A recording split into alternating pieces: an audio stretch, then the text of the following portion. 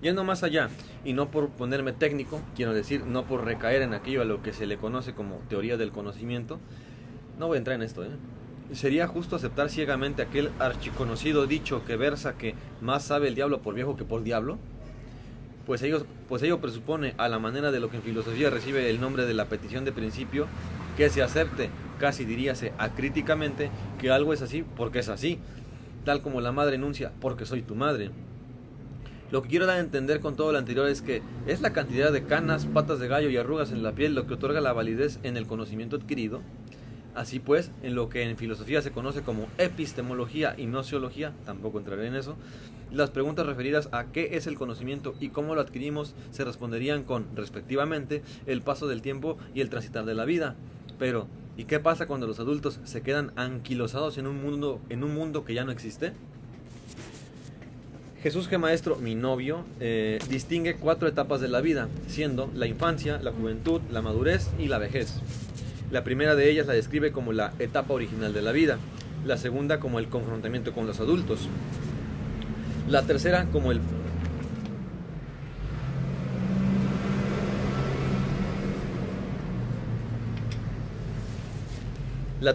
pacto con estos últimos y con la realidad, y finalmente la cuarta como la aceptación de los errores. Nos comenta Jesús, no Jesucristo, sino Jesús G. Maestro, que en la etapa de la madurez, dicho pacto que se realiza con los adultos no necesariamente va dirigido en un sentido que refiere a un acuerdo explícito apalabrado respecto a cuestiones que supongan una problemática entre ambas partes, y entonces es así que se llega a un acuerdo mutuo a la manera de un contrato que se firma, sino que también puede darse de un modo en el cual dicho pacto puede darse por razones de prudencia o, en sus palabras, temeridad. Asimismo, nos dice que en la etapa de la vejez el reconocimiento de los errores no siempre ocurre, puesto que, en sus palabras, hay octogenarios y nonagenarios que nunca envejecen porque nunca admiten sus errores, de 80 y 90 años, octogenarios, bueno, en fin. Y a estos últimos los coloca en la categoría de lo que él llama rasgos neoténicos, a saber, infantiles, propios de etapas tempranas de la vida. ¿Valdría preguntar nuevamente, ¿más sabe el diablo por viejo que por diablo? ¿O será que estamos recayendo en una justificación forzada del adultocentrismo?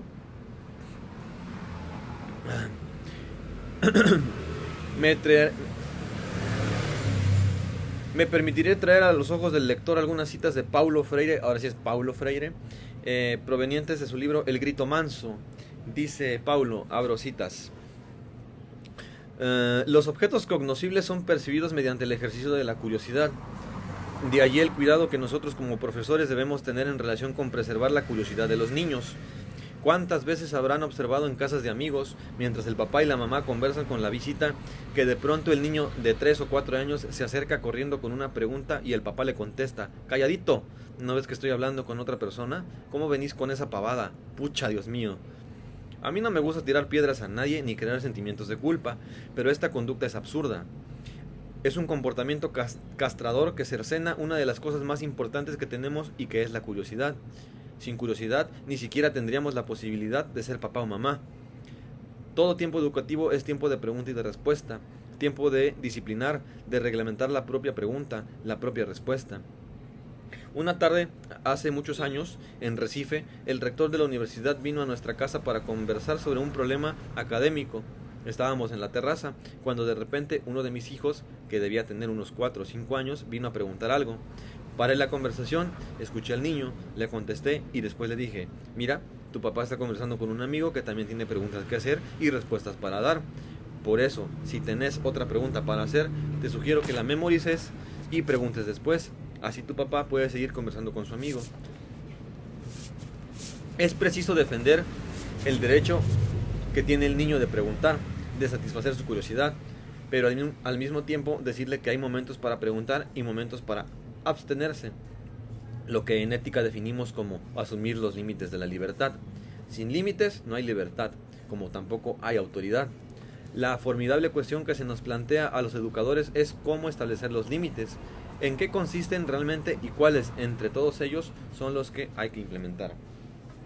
Pero sigue diciendo: no es posible trabajar una pedagogía del movimiento quedándose quietos. Primero tenemos que andar, y andar significa, en este caso, aún quedándonos sentados, estar abiertos al cambio y a la diferencia. Yo no puedo hablar a los alumnos de una pedagogía de la palabra si lo silencio. Si ante una pregunta que me crea dificultad contesto, ¿vos sabés con quién estás hablando? Ustedes no se imaginan lo que se aprende con alguien diferente. A veces no aprendemos con quien es igual, pero con el que es diferente siempre aprendemos. A veces aprendemos incluso con el antagonista. Una pedagogía del movimiento es una pedagogía de apertura hacia el otro, el diferente. Más adelante comenta: tenemos que encontrar las bases teórico-prácticas que nos permitan construir algo colectivo. Por ejemplo, muchas veces los adultos marcamos un rumbo y exigimos a los jóvenes que participen, pero no soltamos el micrófono, símbolo de saber poder. Muchos padres dicen: mis hijos no hablan. Muchas maestras: mis alumnos no participan, pero no hacen silencio, no abren el espacio para que los pibes participen. Perdón. Son formas falsas de participación. Estamos plagados de formas falsas de participación, de presunta solidaridad. En este sentido, hay una tensión no siempre bien resuelta entre el hacer y el decir que nosotros estamos intentando corregir. Cierro las citas. Ay, Jesús, la garganta.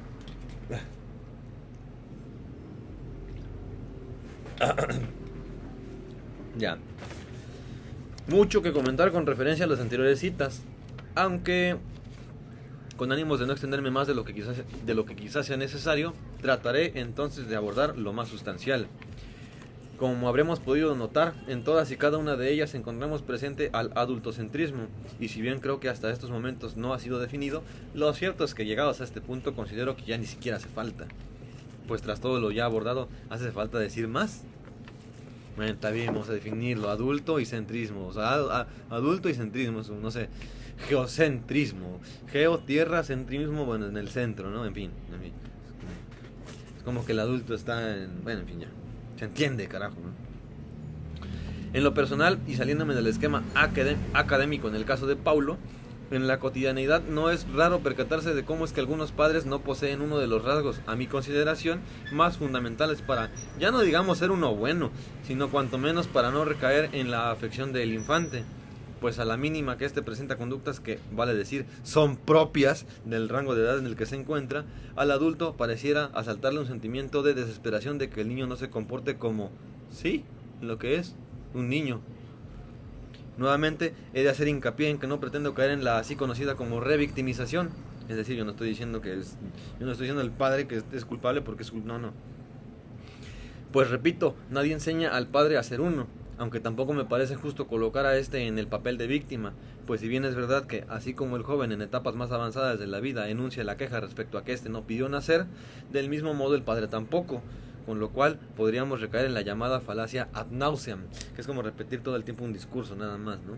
Claro, yo no pedí nacer, el padre decir yo tampoco, entonces vamos con el abuelo, pero y así vamos a llegar hasta Luca, que si no sabes quién es Luca, last ultimate common ancestor, que es de donde todos venimos, básicamente. En fin. Pero de ahí a justificar la ejecución de la violencia en aras de enderezar el camino, siendo que quien pretende enderezarlo no se halla él mismo lo que se dice precisamente derecho, a mi forma de entender no es la más óptima de las maneras para llevar a cabo la resolución de ningún conflicto. Mas incluso si tenemos en consideración el hecho de que las etapas más tempranas de la vida, hablo de la infancia, son el estadio más crucial desde el cual se configura aquella entidad a la que denominamos como personalidad, al menos lo es así desde una perspectiva neurocientífica. Les digo, yo no lo digo yo, lo dice la ciencia. De ahí que no extrañe que dentro de los feminismos se aborde la cuestión de ser un adulto funcional, intuyo, debido a la percatación del grado de disfuncionalidad en muchos de ellos. Pues, ¿cómo se le puede exigir al infante una operanza, diríase, adecuada en estadios futuros de la vida, siendo que aquel que lo encamina o trata de hacerlo lleva a cabo esta tarea a base de la ejecución de grados de violencia, debido a que así fue a uno como lo enderezaron en la vida? Más aún, ¿cómo se espera que un adulto funcional lo sea en función del posible desarrollo de un trauma que le ha sido generado en la infancia producto de un intento de corrección? Y si todavía vamos más allá, ¿Cómo se espera que el receptor de una enseñanza, valga la redundancia, reciba dicho paquete informacional si el emisor no se encuentra en el estado anímico necesario para que su mensaje sea transmitido del modo adecuado? O, como dice Solitario en la pseudociencia, cuando efectúa una dura crítica hacia la psicología, ¿cómo puedes pretender ponerte a ayudar personas que tienen los mismos problemas que tú no solucionas? Y los chavales lo saben, lo notan y son conscientes de ello.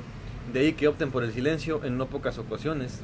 Pero ojo, ya que a veces suele haber más información en lo que no se dice que en aquello que sí. Lo anterior no es ninguna invención mía, el mismo Jesús G. Maestro también hace mención de ello en alguno de sus videos sobre el fracaso de la felicidad. Además de que, si me remito aún en mis términos espectro de la realidad, y por parafrasear al comediante mexicano Franco Escamilla, yo no puedo decirle a mi padre que me siento mal porque enseguida me sale con una historia todavía peor. Claro que lo realiza desde la comedia y no, aquí puse y con ánimos de ofender, no es así, y me faltó poner no. Claro que lo realiza desde la comedia y no con ánimos de entristecer. Pero resulta interesante analizar el hecho de que muchas veces se cree que del mismo modo, me falta aquí también modo en que uno salió bien librado, entre muchísimas comillas, así lo hará el otro. Y siento ser decepcionante, pero tanto puede ser que sí como que no. Quiero decir, no hay ninguna garantía, vaya, de eso. Lo importante es que, por remitirme a acontecimientos recientes, el caso de Noelia Castillo, si viven debajo de una piedra, pues bueno, Noelia Castillo le dieron la eutanasia. El caso de Noelia Castillo da cuenta de cómo es que, en lugar de generar las condiciones para que el sujeto encuentre consuelo en, al decir del programa ficticio presente en la serie animada Daria, un mundo enfermo y triste, por aquello que se opta es prácticamente decirle al sujeto que termine con su vida, como fue el caso de Noelia Castillo, que bueno, le dieron a eutanasia, básicamente, ¿no? Que se mate mejor la morra, en lugar de... Bueno, en fin. Y claro, como uno no es ni Noelia Castillo, ni tiene a Noelia Castillo de hijo, pues no importa, o de hija, bueno, no importa, ¿no? Pero bueno, ahorita vamos con lo demás. Mucho ojo en esto anterior, pues he de dejar bien en claro que mis pretensiones no van para nada encaminadas a decir que si un sujeto opta por la, en palabra de los jóvenes, automorición, entonces sea culpa de los padres, pues tampoco se trata de eso ni mucho menos. Más bien lo que busco es la concientización respecto a fenómenos que impactan incluso en las vidas de los adultos, pero que por cuestiones de una interiorización sobre ideas que van encaminadas hacia la conservación de la vida, cosa que no tiene en absoluto algo de malo, a la juventud le cuesta creerlas, dada la situación con la que se encuentra y, por ende, le es más difícil, ya no digamos tratarlas y o abordarlas, sino como a los adultos, lidiar con ellas, aguantarlas y vivir con ellas, eso o directamente ignorarlas. Amnesia disociativa recibe el nombre del mecanismo cerebral que se lleva a cabo con la finalidad de bloquear recuerdos traumáticos para así protegerse del daño psicológico. Cabe decir que el caso de los adultos, dado su contexto de desarrollo personal, no fue tanto la amnesia disociativa como el simple hecho de seguir adelante por una cuestión de mera supervivencia. Es decir, no es tanto que sus cerebros hayan desplegado dicho mecanismo de protección, sino que más bien, al decir de ellos, le echaron ganas a la vida. No obstante, tampoco hay que dejar de lado el hecho de que, en ese entonces, la psicología como rama de estudio ni siquiera era tomada en serio. Si uno, por ejemplo, enunciaba que iría al psicólogo, se le catalogaba como a un loco. Y si bien esto ya no es tan así, lo que sí resulta innegable de admitir es la crítica existente que se hace desde el adultocentrismo hacia las generaciones jóvenes cuando éstas hablan de ansiedad, por decir algo. Y si bien es cierto que los adultos supieron salir más o menos bien parados respecto a asuntos que aquejaron a su psique sin la necesidad de la asistencia a un psicólogo, lo cierto es que no todos los organismos funcionan de la misma manera, y menos cuando a estos se les empuja hacia la decantación sin intenciones de ello, claro está, en la toma de decisiones. Ahora bien, si no existió presencia de psicólogos en aquellos tiempos por los motivos que sea, ello no justifica la minimización de los sentires de la otredad, del otro pues, así como tampoco romantiza la no asistencia a un consultorio psicológico en caso de creer lo necesario. Pero es que incluso si vamos más allá, tampoco anula los sentires que los adultos presentaron, mismos que probablemente incluso a día de hoy arrastran y que pretenden, quizás sin ánimos de ello, o eso prefiero pensar, transmitir a su descendencia.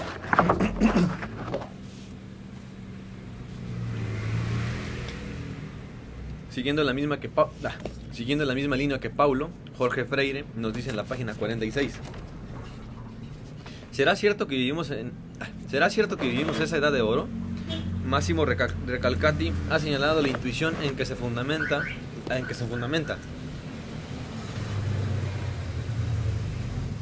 ¿Será cierto que vivimos esa edad de oro? Máximo Recalcati ha señalado la intuición en que se fundamenta, hacer transparentes los secretos. Hablar con los hijos significa comprender a los hijos, reconocerse en ellos, compartir sus alegrías y sufrimientos, en definitiva, vivir sus vidas. ¿Quién puede tener hoy los arrestos para plantear objeciones a esta representación positivamente empática y dialógica del vínculo familiar educativo? A su juicio, detrás de la sobreprotección hay una idea narcisista de la vida como una afirmación de uno mismo. La parábola del hijo pródigo, contenida en el Evangelio de Lucas, ofrecería un buen ejemplo de padre que respeta el secreto incomprensible de su hijo, lo que permite que éste emprenda su viaje confiando en sus propias fuerzas. Cierro la cita. Ya no hablamos aquí tanto de ese fenómeno en el cual el padre que es médico quiere y anhela para sus adentros que su hijo sea médico al igual que él, y quizá hasta mantiene un accionar inconsciente que de alguna manera empuja a su descendencia a la toma de dicha decisión, ni tampoco de aquellos casos en los cuales debido a un contexto nepotista se heredan plazas y puestos de trabajo a la manera endogámica, ya que se tiene entendido que de esa forma se le asegura al otro la vida digna y o buena. Mijo, tu tío que trabaja coloque aquí cualquier puesto de trabajo de cualquier institución u organismo gubernamental o no, te va a ceder su puesto. Aprovechalo, que ahí gana muy bien.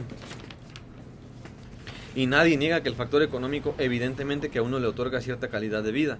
No obstante, el tiempo corre y muy rápido. Vamos, que son los mismísimos adultos quienes sostienen esta clase de discursos referidos al paso del tiempo. Y cuando uno menos se da cuenta, me faltó aquí el da, y cuando uno menos se da cuenta, ¡zasca! Los 30, 40 y 50 le están respirando en la nuca. Si es que hasta hay anaforas performativas que retratan esto. Otra cosa es que no se quiera ver o se haga uno de la vista gorda.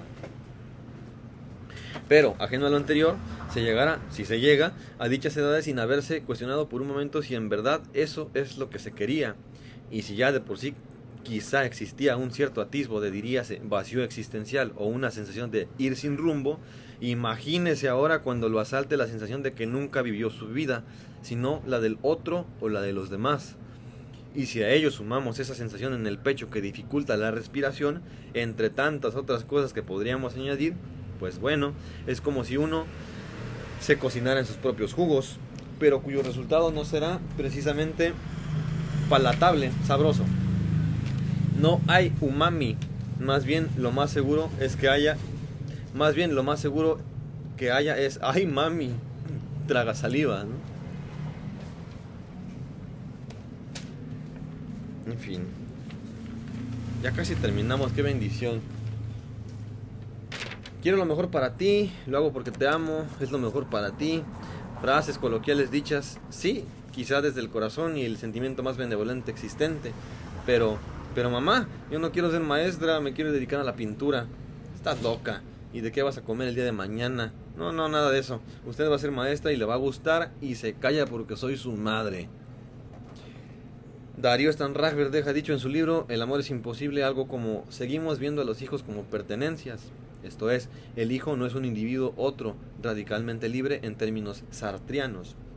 En todo caso, su libertad, si se le puede llamar así, se halla coartada por una visión ya no digamos adultocéntrica, sino paternalista, en la cual un otro sabe de antemano lo que al otro más le conviene, basado en, sí, mal que pese, meras especulaciones, o, por parafrasear a Jesús Maestro, entorpecimientos y subtitulaciones estipuladas bajo prejuicios de sistemas educativos aberrantes, ideologías espeluznantes, o simplemente prejuicios en sus estados más bárbaros. Y también siguiendo la misma línea argumentativa, en palabras del conferencista mexicano Jorge Serratos, una contaminación del gen de los adultos.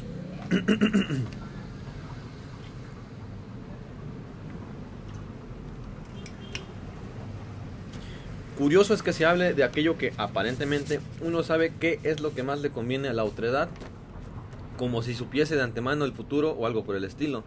pero a la par niega aquello que supuestamente sabe que será así. Esto es, se estaría diciendo y aceptando entonces que se debe optar por la toma de una decisión y no de otra, debido a que se entiende, o más bien se sabe, lo cual es incluso peor, que dado el escenario futuro venidero, la toma de la dicha le garantizará la supervivencia, en contraste de decantarse por la elección de la otra que no asegurará nada. A este respecto, Jorge Freire nos dice de la página 33 a la 34 en su libro, cito: la vida errónea no puede ser vivida correctamente. Eso dice Adorno en su Mínima Moralia. Ahora bien, ¿qué es la vida errónea? Sus características nos resultan obvias. A movilidad descendente, precarización y empobrecimiento corresponden un progresivo ablandamiento de las normas de reciprocidad que daban cuerpo a la socialdemocracia. Hablar aquí de neoliberalismo sería recurrir a la hipóstasis de una realidad cambiante y no tan homogénea como querríamos. No se trata de que el capitalismo domestique nuestras vidas, induciéndonos a hacer de tal o cual manera, como se dice habitualmente, sino que desbarata los modos de vida a que nos aferramos. Siguiente cita. ¿Pero en qué consiste la vida buena? Quienes la identifican como una vida próspera y saludable se olvidan de quienes,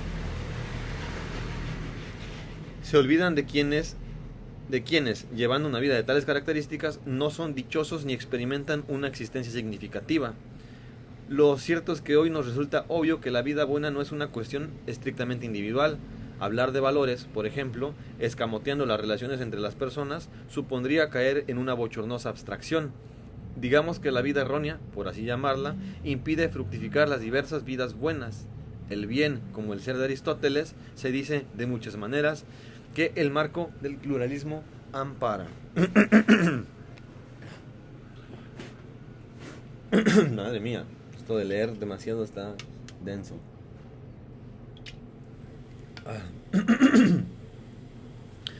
Sobre la naturaleza ontológica del género sostengo: la autorrealización a través de la vectorización del otro. La vectorización del otro es otro concepto mío.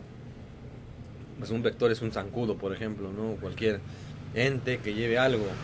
Uno puede vectorizar al otro, por ejemplo, cuando, yo qué sé, terminaste con tu ex y te sientes de la chingada, ¿no? Porque, pues, bueno, yo qué sé. Y entonces vas y te consigues el sustituto nomás para olvidarla, ¿no? O te acuestas con alguien nomás porque la extrañas o lo extrañas y lo que sea, ¿no? Bueno, pues ahí estás cosificando y vectorizando al otro, ¿no? Básicamente, a ese tipo de acciones le llamo la vectorización del otro.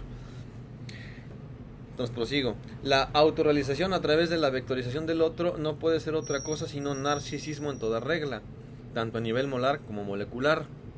El segundo, o sea, el molecular, se daría a través... No.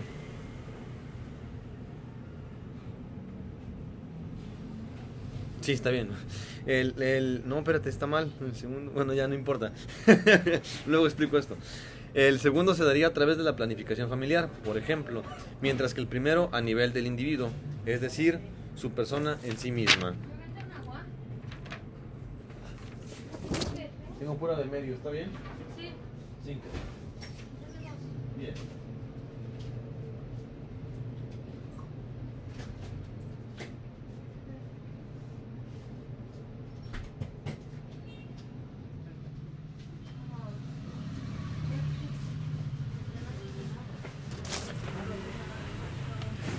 Ok. Sé que quizás suena un poco confuso de primeras, pero para ejemplificarlo me permito salirme un poco del esquema que incita al joven a estudiar aquello que no quiere en pro de una supuesta mejor vida, y en su lugar lo dirigiré a aquellas cuestiones referidas a la vivencia de la vida en su totalidad. Podemos dar cuenta de esto anterior cuando, por ejemplo, en alguna reunión familiar, en algún cumpleaños por ejemplo, se le pregunta al joven por la tenencia de una pareja sentimental, y la respuesta radica en la ausencia de esta. Pasa tiempo y, nuevamente, tras otra reunión familiar, supongamos ahora una comida casual, se le pregunta ahora al joven para cuándo es que se le tendrá, como si tuviese que existir una suerte de obligación en la tenencia de una. A este respecto diré que recientemente, a la fecha que me encuentro escribiendo esto, me encontré con una frase que decía algo de que una pareja otorgaba estatus. No recuerdo dónde la vi. Traté de buscarla, lo traté de verdad, no la encontré. pero no tuve éxito. La verdad es que difiere un poco con eso, pero es innegable admitir que, de hecho, sí que es así. Claro que si las consideraciones respecto a ello van encaminadas a cuestiones de superficialidad, es decir, como para que me vean conmigo, fíjate qué culo traigo, ¿no? Pues bueno, es otro tema. Esto es para que los otros vean que uno se halla en pareja, bueno, supongo es otro tema. Pero de que lo otorga, lo otorga. Y al menos si tomamos en consideración discursos provenientes por parte de los mayores sobre que cuando uno se halla en soltería no se le acercan ni las moscas, pero nada más se haya dispuesto en pareja, entonces pasa lo contrario, es decir, vienen como moscas, no puedo dar, pues, en fin, no puedo dar certeza de ello, pero dado un espectro de la realidad y las anáforas performativas, tampoco puedo ignorarlo del todo. Por hacer un breve paréntesis que va en concordancia con lo anterior, Darío Stanraiver también dice algo como de que las concepciones socioculturales entienden que si uno se encuentra en soltería, entonces es que algo anda mal, algo falta. En fin, prosiguiendo, supóngase ahora que el joven, por cuestiones que atañen a una presión de carácter tanto social como familiar, etcétera, consigue una pareja, quizá no porque la quiera y o necesite, sino que según la normativa es lo justamente normal. Y ojo, que aquí incluso pueden impactar aspectos tales como en cable butleriana, de Judith Butler, butleriana, la disolución de su propia persona.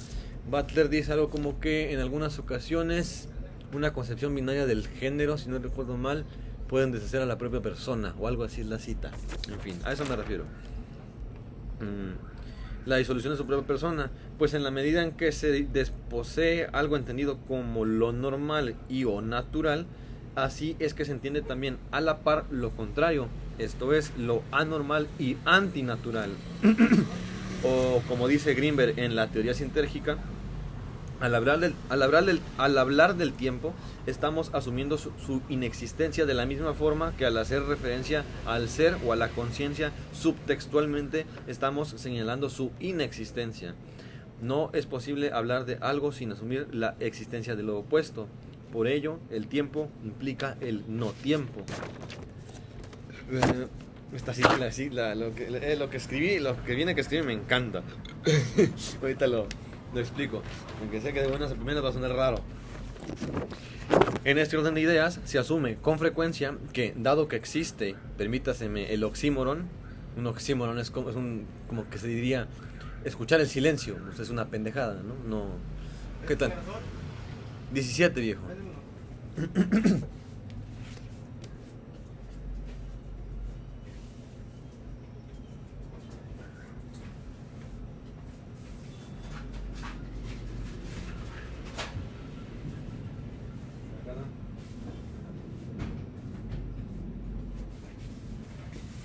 No estoy seguro de si es un recurso literario como tal, creo que no.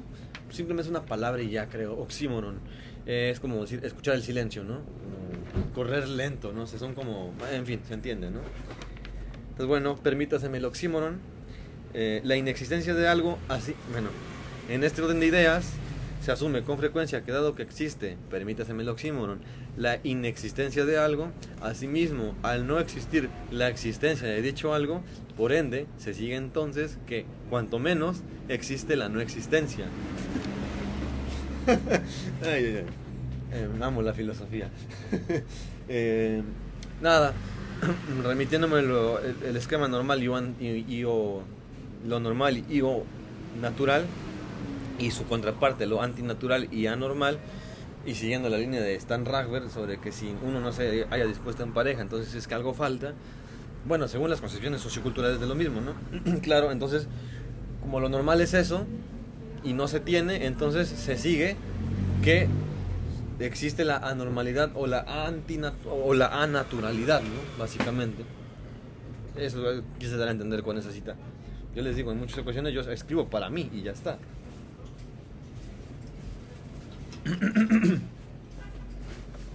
Pero bueno, esto lo puedo bajar perfectamente en términos mundanos. Que no es como que esto no sea mundano, pero bueno. En fin. Suena confuso, lo sé, pero ya he tratado esta dicotomía del pensamiento en un ensayo titulado Antinomia operante. En este sostengo la operancia de este binarismo del pensamiento, a saber, o es blanco o negro, pues en mis términos pareciera ser que, en la medida en que el sostenimiento de ciertas ideas se hace latente y además se anquilosa, o sea, como que se queda ahí en un solo lugar, se anquilosa, ello nos lleva a aquello que yo nombro como la cuadratura del pensamiento o izamiento del mismo.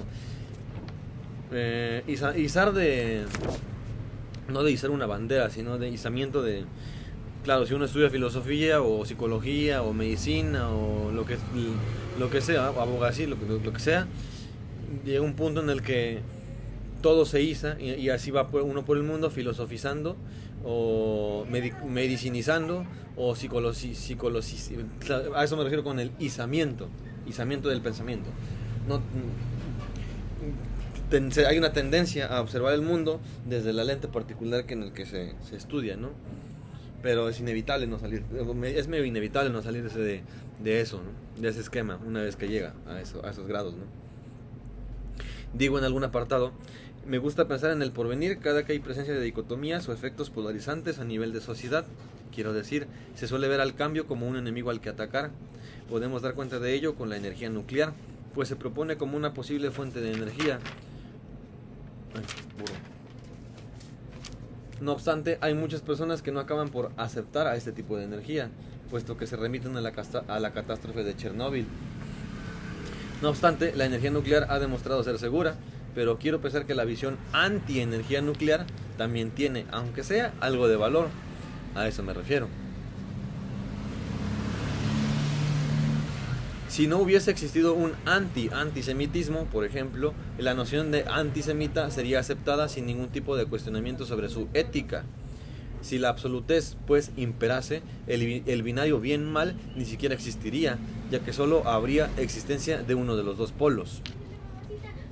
Lo que nos hace, pues, compaginar con algo en particular son nuestras nociones que consideramos propias, pero que se ven impactadas por fuerzas otrizantes, o sea, de otro lado, inmediatas a nuestra mismidad, a nosotros mismos, pues.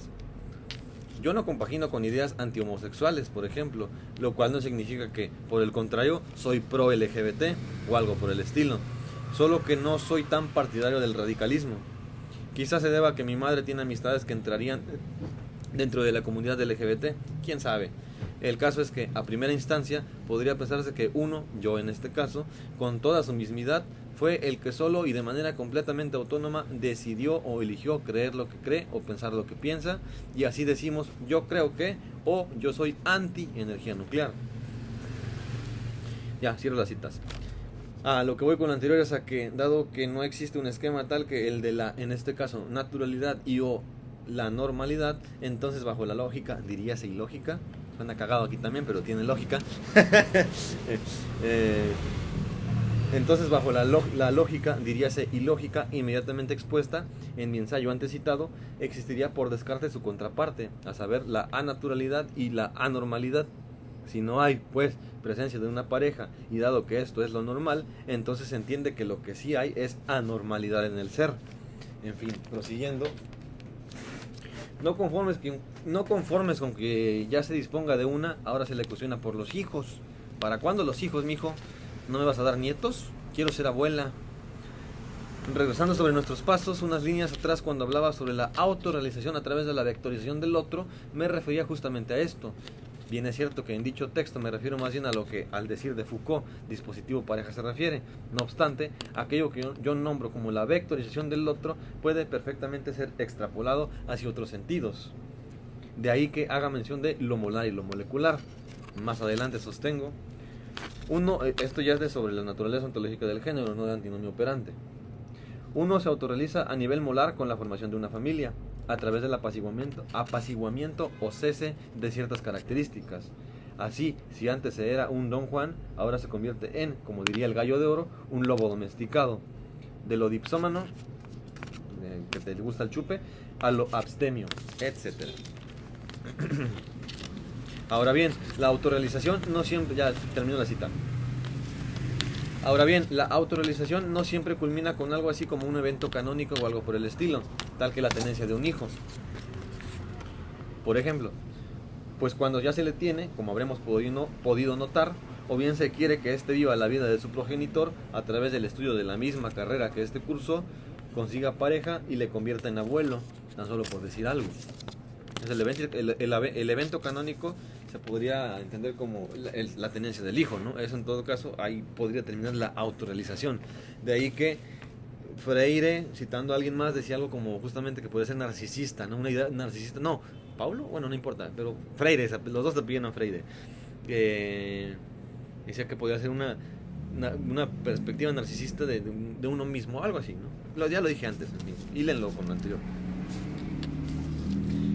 Aquí viene lo más impactante, bueno, no sé si lo más impactante, pero aquí viene a lo que me decía cuando no saben lo que les viene. Bueno, ya a las generaciones venideras, madre mía. A mí me va a tocar, pero yo lo siento mucho por las más actuales. Sobre todo, o sea, los morrillos sobre todo, ¿no? Digo, los ya están un poco más crecidillos, pues bueno, sabrán, si se preparan, sabrán cómo lidiar con ello, pero si no preparan a los morrillos, la que se les vendrá.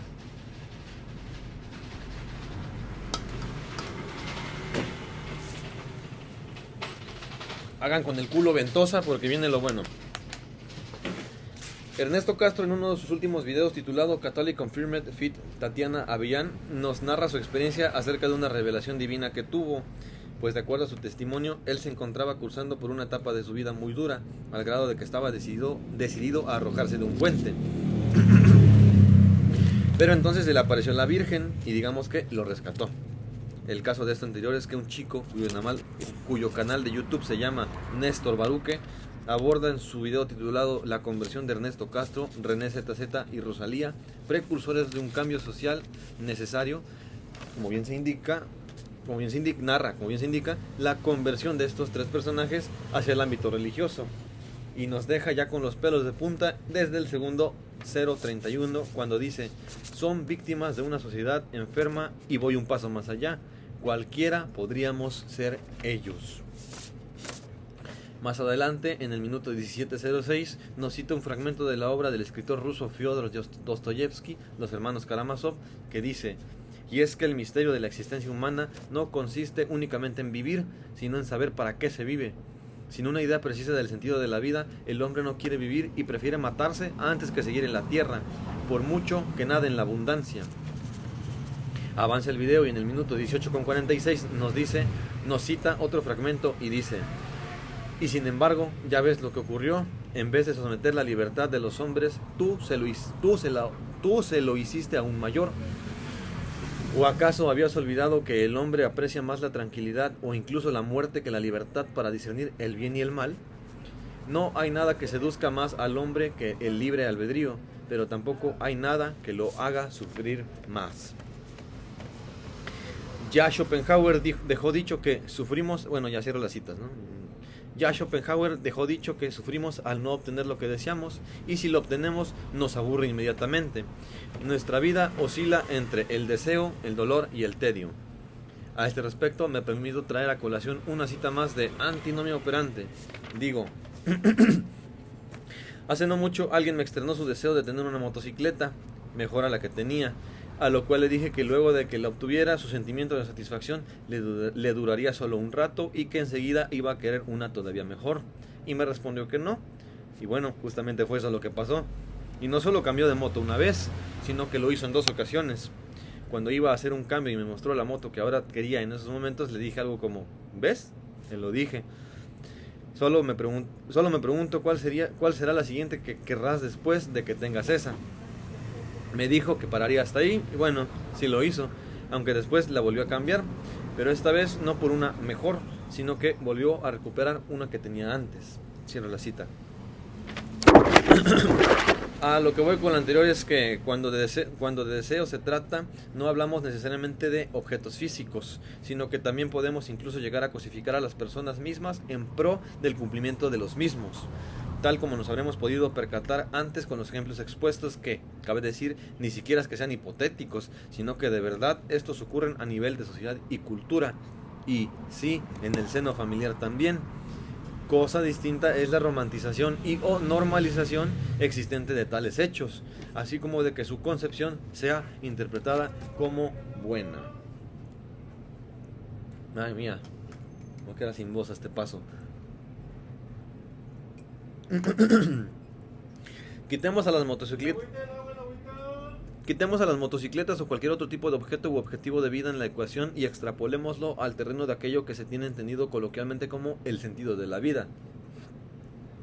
En un escrito titulado El desarrollo de la vida en sí, que llevamos a cabo un amigo y su servidor, tratamos de abordar provisoriamente algunos de los aspectos que hasta estos momentos han sido abordados, decimos en dicho texto. Cito, son varias citas, están un poco largas, pero bueno.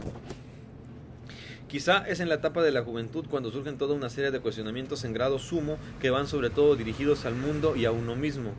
Me refiero a una especie de refinamiento de lo que llamamos identidad. La juventud difiere de la niñez en el sentido de que, en esta última, no existen las preguntas ¿quién soy?, ¿hacia dónde voy?, o ¿qué es lo que exactamente quiero?, como sí ocurre en la juventud. Las preguntas que le llegan al niño son más bien dirigidas a su encontrarse con la realidad en sí, pero no con la realidad de su ser. Así, el niño más bien pregunta ¿por qué las nubes se mueven?, ¿por qué las plantas son de color verde?, y preguntas de ese estilo que más bien van encaminadas hacia la comprensión de lo que le rodea, pero no a la comprensión de sí mismo. En cambio, el joven cuestiona al mundo, a la vida, a su mismo ser, y así surgen preguntas del tipo ¿qué es la vida?, ¿por qué estoy aquí?, ¿cuál es el sentido de todo esto? En un sentido existencialista, el hecho de estar en el mundo y hacer conciencia de ello golpea con tal fuerza a nuestro ser por el hecho de reconocer hacia lo que se está inevitablemente arrojado. Pero no pretendo que estas líneas tomen el sentido de que se está entregado inexorablemente a la muerte, sino a lo que está por venir inmediatamente. Queremos decir, cuando uno hace un esfuerzo por recordar su infancia, y digo esfuerzo porque no son pocos los casos en donde los recuerdos son más bien borrosos, generalmente no existen unos en los que se tenga cierta preocupación por pasar a la adolescencia, como sí ocurre en la juventud que se encamina a la adultez.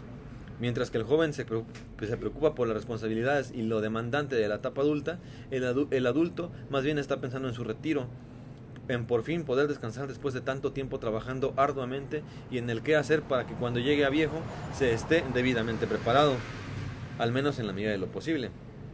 Es decir, llegar a viejo sin ser necesariamente una carga para la familia, como coloquialmente se tiene entendida a la vejez, o en tener los insumos necesarios para poder valerse por sí mismo. Voy por agua, madre mía, me estoy secando.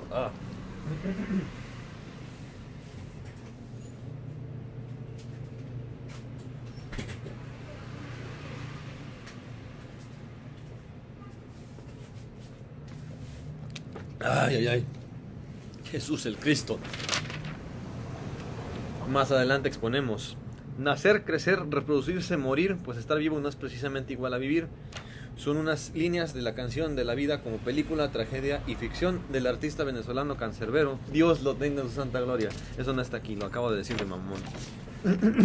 No de mamón, en serio, pero bueno.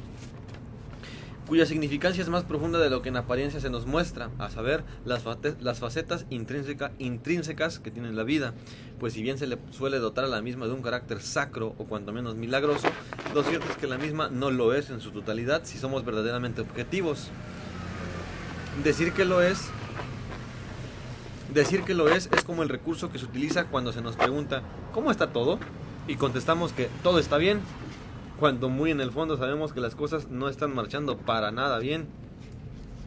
Por alguna extraña razón, la vulnerabilidad es uno de esos aspectos que suele vivirse en soledad en la vida humana, pues o bien ello implica una apertura con un otro que puede utilizar dicha vulnerabilidad de alguna manera a su favor, sobre todo en aspectos amorosos, aunque eso también se extiende a relaciones interpersonales en general,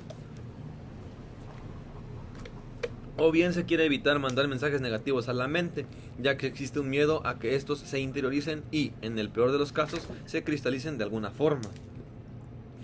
Lo mismo que ocurre con los pensamientos como mensajes que se le mandan a la mente y pueden solidificarse o exteriorizarse hacia la vida debido a una óptica pesimista de la misma. De igual forma ocurre esto con una visión positivista de la dicha, es decir, adoptar o interiorizar de sobremanera una vertiente positiva sobre la vida y abastecerla de virtudes sacras nos conduce también a un rechazo de los aspectos negativos que ésta, por desgracia, posee. ¿Cuáles son los riesgos de todo esto? Primeramente, y quizá el punto más importante, una revictimización del individuo sobre su sentir y experimentar la vida, esto es, el abrumamiento por no poder darse el lujo de experimentar los aspectos negativos de la vida como éste los está experimentando, debido a que existe una imposición sobre el bienestar, sobre el sentirse bien, de modo tal que si uno está descontento con la existencia, entonces la culpa no es de ningún otro, sino de uno mismo, por no poder lidiar con lo avasallante de la vida. El filósofo Byung-Chul Han habla en su libro La sociedad del cansancio sobre el exceso de positividad. Dicho exceso, más que ser una característica positiva, se convierte en una positividad tóxica. Y así las citas. Qué frustración la de tener tanto por decir y no saber con exactitud por dónde empezar. Pero, en fin, trataré, o debería decir en este apartado, trataremos de hacer el mejor de los intentos. Leonor Silvestri es mi novia. Leonor Silvestri es una escritora argentina por la cual me hallo muy influenciado, y vale decir que, como toda persona, tiene sus detallitos, pero eso no le quita en lo absoluto su intelecto, que es de admirar y respetarse, como tampoco le quita la razón en muchas de las cosas que expone en sus clases. Así pues, ella realiza una dura crítica a esa visión de la vida que dicta vida solo hay una, y en la que se entiende que, debido a esto, entonces hay que disfrutarla en su máximo esplendor, exprimiendo hasta la última gota. No es que esté sosteniendo implícitamente lo contrario, ya que yo también considero, entre otras cosas, que efectivamente el goce y el disfrute son partes esenciales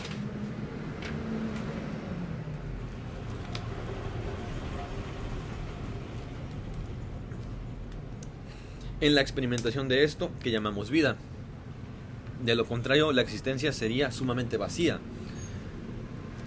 No obstante, interiorizar este tipo de pensamiento hasta sus grados más últimos no solo impide lo que el filósofo italiano Antonio Gramsci nombra como pesimismo del intelecto, a saber, lo inmediatamente expuesto en la última cita, sino que a la par consigue justificar de alguna manera que entonces todo vale, o como digo yo en el Topos de lo Social, otro texto mío, cito: piénsese por ejemplo en las guerras. Todas y cada una de ellas han tenido y tienen aún a día de hoy un objetivo, desde el más noble hasta el más deleznable.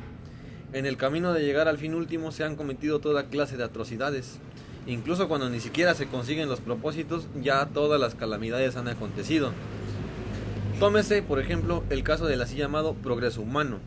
Quiero decir, los avances tecnológicos han posibilitado un montón de beneplácitos hacia el ser humano, abarcando tanto el espectro alimenticio, el sector salud y así hasta llegar a la industria del entretenimiento.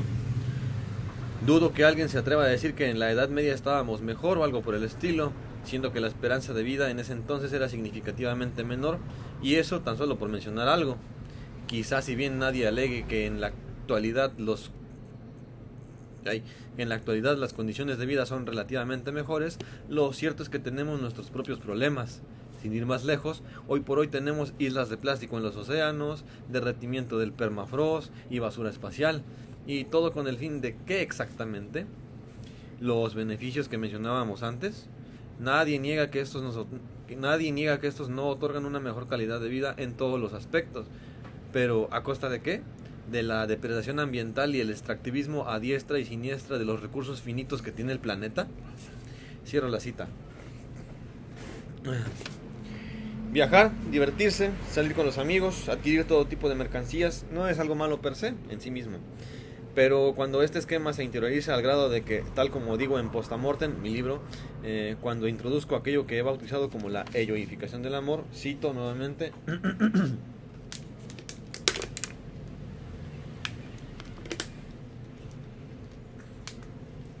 un culto al yo, desde la perspectiva de Lipovetsky, se traduce en hiperindividualismo y narcisismo, en tanto que la adquisición de toda clase de mercancías es el medio por el cual llegar a la felicidad. En el caso de este autor, la importancia de lo inmediatamente mencionado radica en que nada importa más que la realización personal. Esto es, si se sabe que la cadena de producción de algún producto en específico afecta gravemente al medio ambiente, esto no es más importante que la tenencia de dicha mercancía, ya que lo verdaderamente importante es uno mismo. Teníamos que en el capitalismo el culto al yo se manifestaba a través de la adquisición de todo tipo de mercancías, mientras que en el caso del amor líquido de Bauman, la mercancía era sustituida por un otro. En ambos casos encontrábamos que nada más importaba salvo uno mismo. Donde en el capitalismo primaba el desinterés acerca de lo que suponía la adquisición de productos, esto es, la contaminación ambiental, en el caso del amor, la indiferencia era hacia el otro. También teníamos que en ambos casos lo único y verdaderamente importaba radicaba en uno mismo, lo cual podría ser traducido en términos de hiperindividualismo y narcisismo, ya que la relación con las cosas y con el otro es prácticamente unidireccional, es decir, nomás para mí, yo. Pero, ¿a qué instancia responde entonces todo esto? Al ego, naturalmente que al ego, puesto que, recordemos, todas estas acciones son llevadas a cabo conscientemente. Es decir, considerando, por ejemplo, la huella de carbono que supone la tenencia de un dispositivo electrónico o el daño que se le puede hacer al otro debido a una intrascendencia de aspectos personales. Sin embargo, esto no importa. Uno pues acaba siendo egoísta a sabiendas de las implicancias que supone X o Y decisiones. Por eso yo le llamo la elloificación. Es más técnico el asunto porque recae en las pulsiones freudianas, ¿no? Bueno, lean mi libro, pues si quieren, evidentemente. No sé si dejarlo, a lo mejor lo dejo, a lo mejor no. En la descripción quiero decir, hay todo un capítulo, el capítulo 2 si no recuerdo más, si no recuerdo mal, así se llama, la elloificación del amor. Nada, ya estamos por terminar, bendito Cristo. Por crudo que pueda sonar, no solo dichas actividades recreacionales suelen recaer frecuentemente. Por crudo que pueda sonar, no solo dichas actividades recreacionales suelen recaer frecuentemente en la distracción, sino que, del mismo modo, la tenencia de una pareja, o sea por causas de una presión social, cultural o familiar o no, la consumación de una familia, entre otras cosas que se tienen entendidas que uno viene a realizar en vida, ya que de eso va esta, también poseen un componente paliativo. Esto es, tal como uno decide utilizar las redes sociales con la finalidad de olvidarse por un momento de sus pensamientos y así opta por la distracción. De igual manera, una pareja sentimental, un hijo y la formación de una familia dan un incentivo y fuerzas al individuo para mantenerse de pie, con vida. Y no es que haya algo de malo con todo ello. O sí, supongo que depende de cómo se vea. Pero si se ignora el hecho de que el telos de todo esto anterior fue ejecutado con la intención de preservarse, entonces también se ignora consigo el hecho al hecho fáctico e irrebatible de que se ha engendrado a un ser que no tiene culpa de nada sobre el malestar del otro y al que se le ha arrojado ineluctablemente a, ya no digamos la muerte, que también, aunque para el caso que aquí compete realmente es lo de menos, sino a un lugar hostil que, tras todo el análisis hasta estos momentos efectuado, nada garantizará la, diríase, estadía beneficiosa en el dicho. Y si a esto agregamos encima la incomprensión paternal, entonces tenemos como resultado el caldo de cultivo perfecto para todo tipo de malestares que, sí, mal que pese, son el resultado de todo ello y que se viven actualmente en el siglo XXI y afectan principalmente a la población joven. Porque, cabe añadir, la generación que dio origen a esta última ya vivió. Y nada, así damos por finalizada. No finalizada. No quiero finalizar esta explicación. ¿Cuántos videos grabé? Ya no sé, como 4 o 5, en fin. De Parental Advisory. No está terminado el ensayo. Faltan todavía cosas. Tengo ahí anotaciones que ya hice. Pero pues por el momento es lo que tengo, ¿no? Y ya está. No sé si alguien quiere.